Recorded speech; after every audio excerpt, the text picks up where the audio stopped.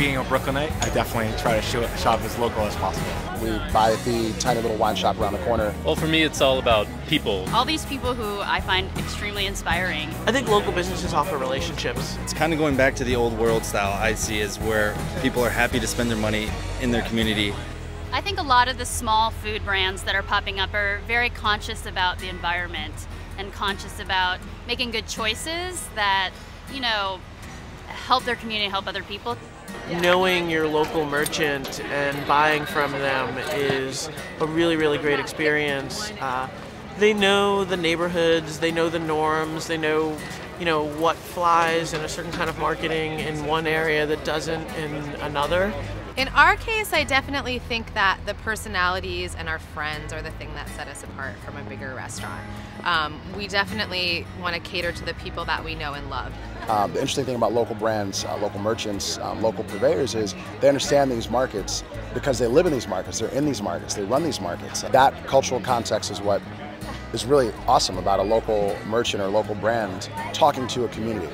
And in places where it's possible for national brands to link up with that kind of understanding, that expertise, I think there's an immense amount of gain. And when it's done authentically, I think it's a win-win. You look at Etsy, you look at other enablers, and the people love them so much. Big brands have a hard time, connecting with their customers because it doesn't feel real. And with social media growing so much, everything has to be really intimate now. There are a lot of cool local things going on that are created by local communities and sort of native, and they draw a lot of attention, and obviously bigger brands show up anywhere where there's attention.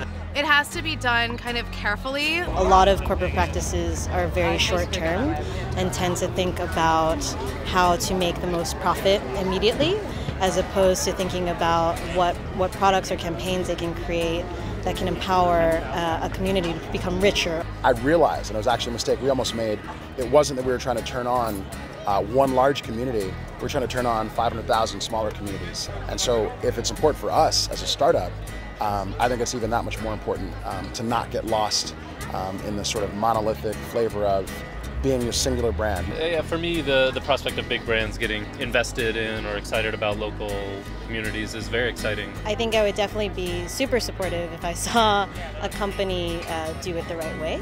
And the people in turn would see that these corporations actually care about these, community companies. We're actually recently approached by larger businesses to help make our service available to all their local businesses. So now when they're trying to attract a lot of local businesses to open up accounts, they could say, and along with your account, we've already paid for a free service, which is a single platform that helps you manage your entire web presence.